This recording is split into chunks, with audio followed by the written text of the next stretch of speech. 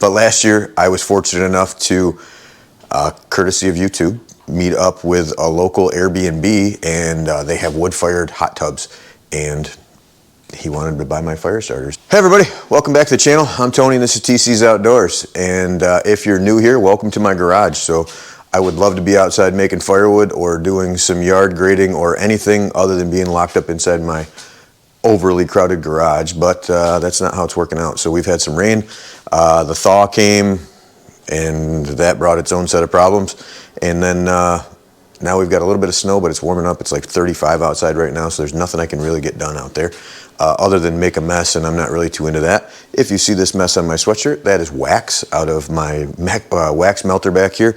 So I am in the garage making fire starters. So this is my wax melting pot. It's kind of like a crock pot. Set the temperature over here. I fill it up with soy wax. Normally I turn it on when I get started, but I forgot to this time. I was about halfway done when I turned it on, so it's not quite ready yet.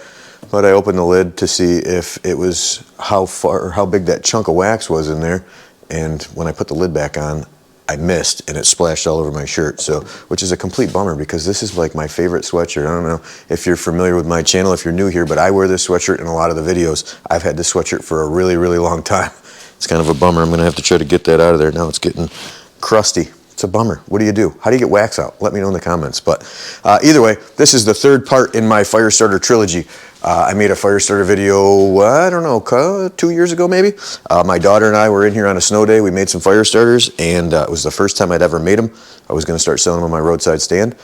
That worked out pretty well. So if you're not familiar with how I make the fire starters, this is what basically my process. So I take this softwood bedding. It's just pet bedding, softwood chips, and I get that at my local feed store. And I put it in these bus containers, usually 2 and about a quarter of those makes 250 cups. And then I sit here at this office chair in front of this table, and I watch one of my favorite channels over there. I don't know if you see that handsome fellow back there, but or I'll listen to music or whatever, but I have to have all of that off right now because of the whole copyright infringement deal. But either way, I sit here, make some fire starters. In the time it takes me to stuff 250 cups, normally the wax will be melted.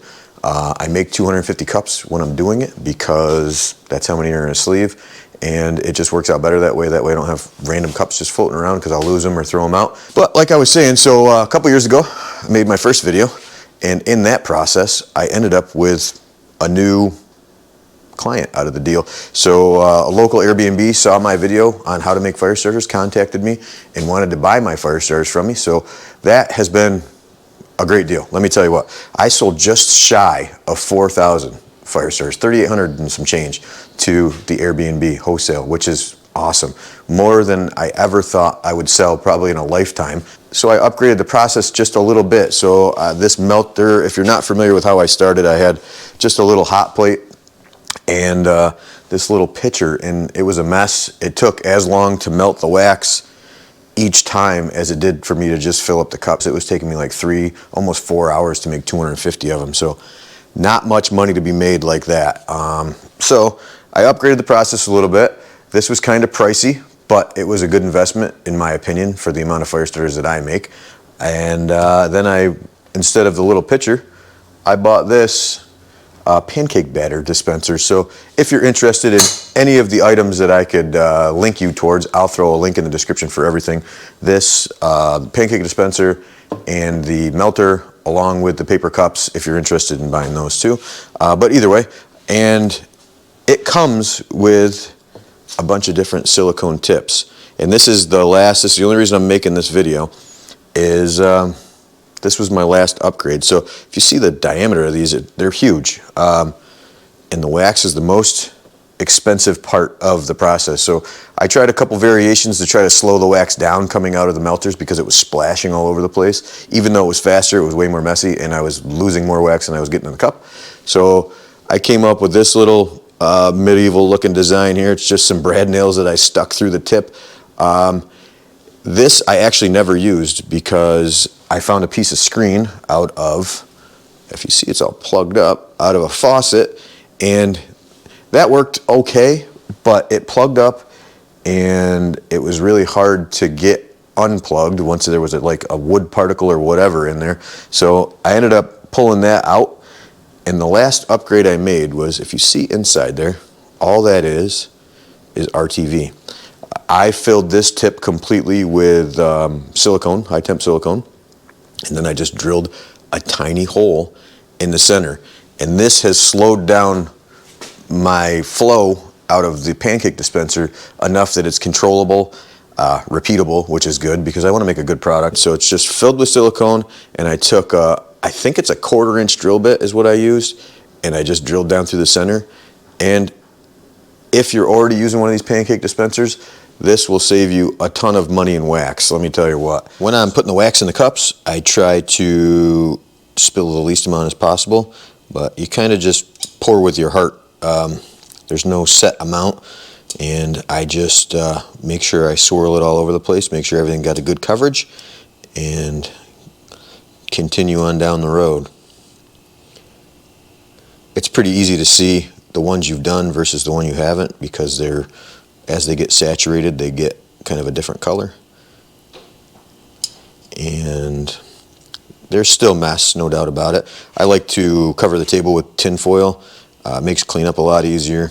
So I didn't mention, as I was showing the time-lapse footage of me filling these, but when I'm filling these cups, I try to get them as packed tightly as I can, just so that whoever's using them, they get the longest burn possible.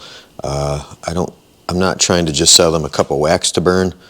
I'm trying to give them a good amount of wood in there as well, so that it doesn't just burn up in 2 minutes. I think I tested these. I don't remember off the top of my head. It was something like 19 minutes or something ridiculous. A lot longer than I thought they would ever burn.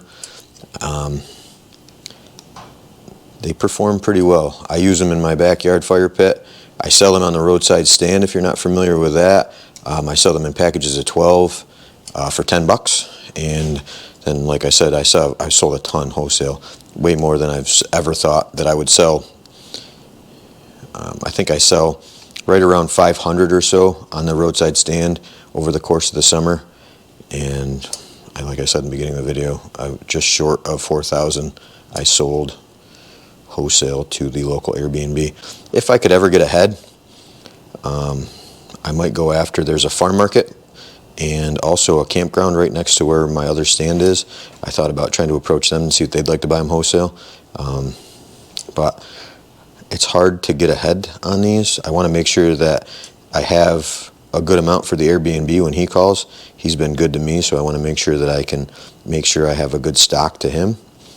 And when the weather is nice, I don't really want to spend it in the garage.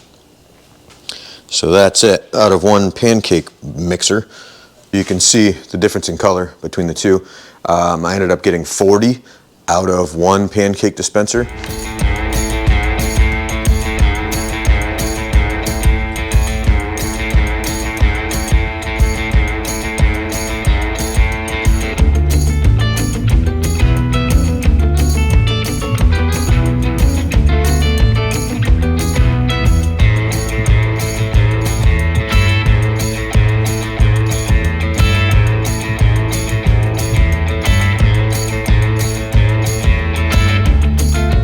Alright, so like I said, this thing holds, it says I think 15 pounds of wax, and it ends up being just about perfect. Just a little bit left in the bottom, which is sweet, so that means I don't have to like remelt any other to finish this up.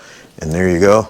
There is 252 on the table, and then we got 9 over here. So every sleeve, I've only had one ever come in at 250. Every other sleeve is always, I don't know, 4, 5, 6 over. So works out good in the favor of the purchaser. So, and then we get to make a little extra. And like I said, I will leave a link. So this is the wax I use. It's just soy wax. Get it off of Amazon. I'll throw a link to that. The soy wax, the paper cups, the melter, and the pancake dispenser. I'll put all that into the description if you want to make some fire starters on your own. But this has been pretty solid add-on to my roadside stand. And really, what are you going to do on a rainy day or a miserable, muddy day like we have outside right now? Gives me something to do, be productive, and turn a little profit in the process. So works out pretty good. Like I said, I'm over here watching YouTube. You see over my shoulder, that's Heath and Rachel. We're watching a little hard-working man, but I have to have the volume off because I don't want to get copyrighted, like I said earlier. Either way, oh, the cluttered garage. Look at the mess in here. So the tractor's in here, shouldn't be. Normally it's in the lean-to next door, but I had to get this pallet off of the back of an LTL carrier. So that is a Shelter Logic garage in a box that I bought on Black Friday. That's how long it's been sitting there. And it was a pretty sweet deal. Tractor Supply had them on sale. So I scored one of those, and it should be big enough to hold the tractor, the splitter, Eastonmade 1222 over there on the other side, and my bundler, the tote of bundles, and hopefully a tote of firewood so that I can make bundles in there if I need to. That'll be an upcoming video. As soon as the weather gets decent, I've got to take some trees down. I'm not exactly sure where I'm going to put it just yet. Somewhere out near the wood yard. But either way, hopefully you enjoyed the last installment in my fire starter video. So being able to control the wax with that little hole, that's the ticket. Hopefully you guys enjoyed the video. Hopefully you guys enjoy the rest of your day, and I'll see you in the next one. Take care, guys. We'll see you.